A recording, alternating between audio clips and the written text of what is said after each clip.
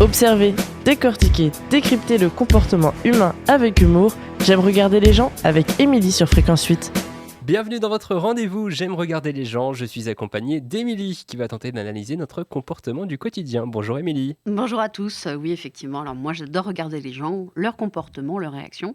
Ce que j'aime le plus, ce sont leurs habitudes qui me sont totalement étrangères, incomprises. Je les dissèque, je les observe, mais surtout, j'essaye de les comprendre. Alors aujourd'hui, je vais vous parler des gens qui regardent la télévision. Alors, vous allez me dire, mais tout le monde regarde la télévision. Alors oui, mais non.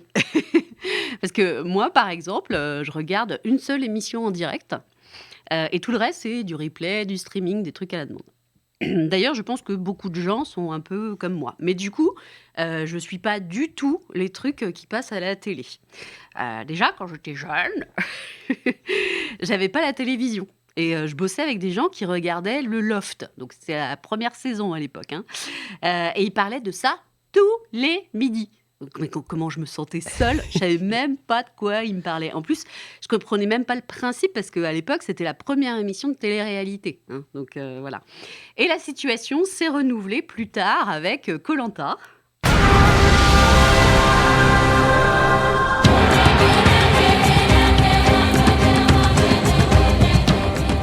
Ou avec L'amour est dans le pré.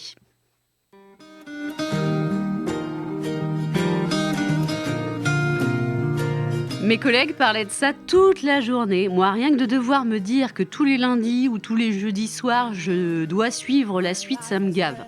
Je vais jamais y penser. Et puis, du coup, si tu as une invitation chez des potes, est-ce que tu dis non, désolé, je peux pas louper mon émission? Je sais pas trop comment ils s'organisent. Et même, déjà, ne pas la louper sans avoir d'invitation, c'est super chaud. Les chaînes, elles démarrent leur programme à des heures complètement loufoques. Oui, j'ai dit loufoque, oui. Genre 21h12 ou 20h55. Bref, entre se rappeler du jour, trouver l'heure du début, trouver la chaîne aussi, et être pile à l'heure, pour moi, ça, c'est déjà un exploit. Je me vois mal dire à mes enfants, non, on arrête de jouer, on arrête de se marrer, il y a l'émission qui commence, là, on arrête tout. Ce bon moment de partage s'arrête tout de suite net parce qu'il y a l'émission qui commence. Bref, pour moi, c'est déjà Koh-Lanta d'arriver à regarder l'intégralité d'une saison. Moi, si je dois attendre la pub pour aller faire pipi, ou si je peux pas me dire, bon, je suis crevée, je regarderai la suite demain, ça me saoule. Je peux pas. Sauf que si ça vous paraît futile, ça l'est pas autant que ça. Je m'explique. À force d'entendre mes collègues parler de leur émission, je me suis pas dit, tiens, je vais me mettre à regarder. Non, je me suis dit, je vais juste fermer ma gueule et continuer à bosser. Et du coup, ça crée de la distance entre les gens. Et cette distance, elle est à l'image de nos programmes télé. Ou alors, c'est l'inverse, je sais pas. Bref, pour réaliser cette chronique, j'ai un peu bossé mon sujet, comme d'hab. Et je me suis rendu compte qu'une grande partie de nos programmes télé, c'était sacrément paupérisé. Entre les émissions de télé-réalité, les reportages que suivent les flics, les talk shows qui savent pas faire rire sans humilier les participants, on a sacrément perdu en qualité, je trouve.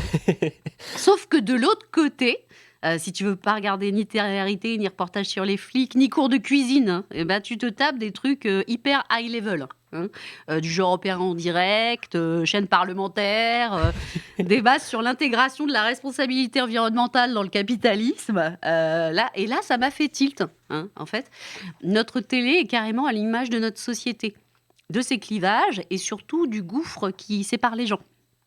Ou alors, plus que d'en être la conséquence, elle en est peut-être la cause. Donc faites attention à ce que vous regardez et expliquez-le à vos enfants. On a le droit de regarder des conneries, mais il faut bien savoir que ce sont des conneries. Ah là là, le monde est perdu, ma bonne dame. Oui, le monde est perdu. C'est bien dit, merci Émilie. Et puis de retour la semaine prochaine pour de nouvelles aventures. Observer, décortiquer, décrypter le comportement humain avec humour. J'aime regarder les gens avec Émilie sur Fréquence 8.